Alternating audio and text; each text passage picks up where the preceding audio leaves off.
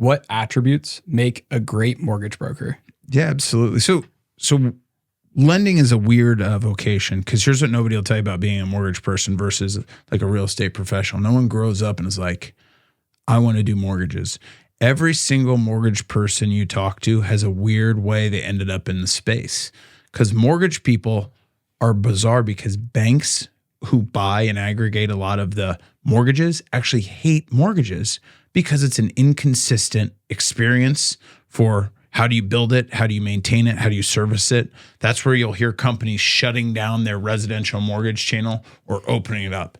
So really what builds a great person is sometimes kind of a misfit personality, which is where it was a good vocation for me, because you have to be outside of the box. Number one is as an independent mortgage banker, which is our space, which is, to your point, mortgage broker, mortgage banker. You have to be someone who's really intuitive to listening to your customer to even get the opportunity to work with them. Number two is you have to be skilled with math, which again, in the modern world with ChatGPT and everything else, you ask somebody how to do some quick math, it can be difficult.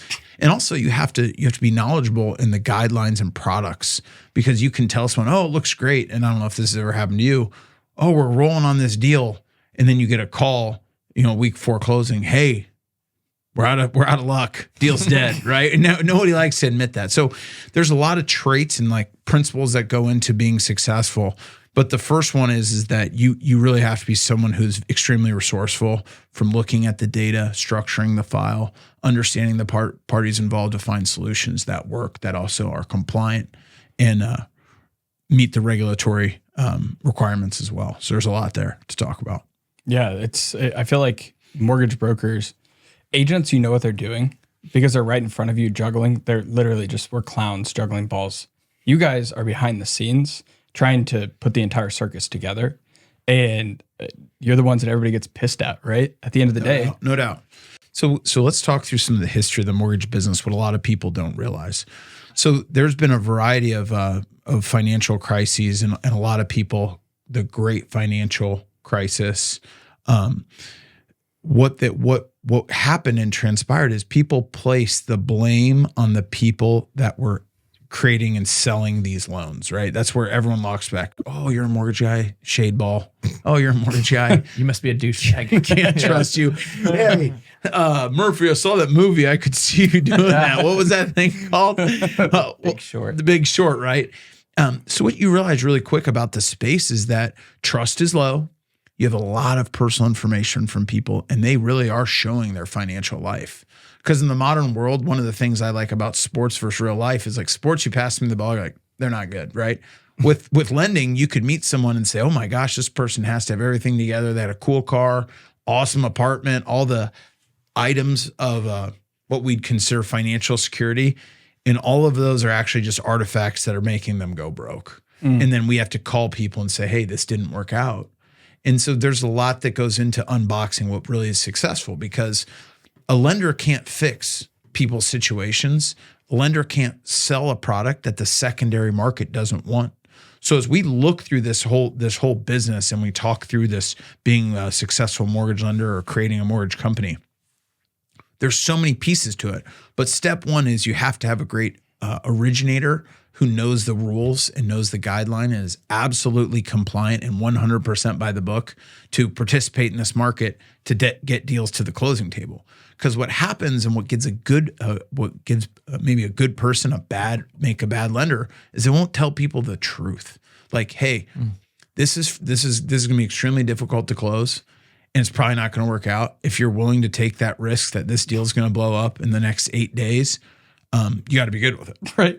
I'm the listing agent, and you're like, hey, just by the way, my guy submitted an offer. Good luck, buddy. But you also have to instill confidence with the realtors and the seller. So it's a bit of a tightrope there. Tightrope, no doubt. And especially coming out of the last couple of years, because think about all the economic data. And this is one of the hard parts that I've learned about being a lender. We are participants in the market. So if the market doesn't like lower credit score loans, doesn't like low down payments, doesn't like their debt to income ratio or their income type, you don't have a loan. So as we talk through it, what some lenders like to do is they like to say, I can get them all done, man. I'll just get it done for you. And you've heard it. And then you send them one, you go, dude, you didn't get it done. Right? Like you said, That's you an get immediate it done. red flag of I should never use you. Yeah, exactly. I can get it done. Just give me anyone. Right, exactly. So really, when we talk through it, it's a myriad of knowing your rules and having that integrity, the ability to trust in yourself, to have the conversation that has to be had, and then also having a support structure, because no one's successful in the mortgage business alone. Every single agent can speak to multiple experiences that they go, that was one of the most stressful, painful things I've ever done, all because of the lender not saying kind of like the things I'm talking about up front.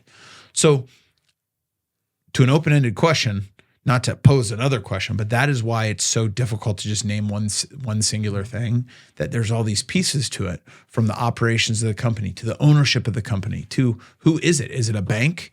Is it a direct lender out of California? And they're like, hey, if your loan closes, cool. If not, whatever.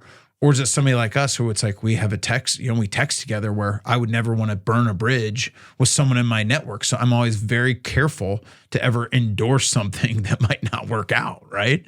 So those are all those pieces for me. Well, what I love is I thought you were going to say something about selling better or being super personable or like wooing people, but you basically just talked about ethics. No doubt, because one of the hardest parts about our business is when you look at any category of buying something, and this is what makes lending unique.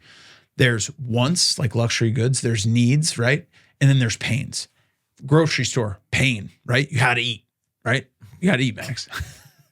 Housing, you got to have a place to live, right? Mm-hmm. Medical, you break your arm, you're like, dude, I'll pay anything to get it fixed, right? Mm-hmm. So then we have the needs, right? We have these needs, and then we have wants, like luxury goods, which is a commonplace, a certain type of cell phone. With lending, because of that, and because of what you can do in the simple, how much money it is. Like when I started off as a mortgage broker, that means this for context for the podcast.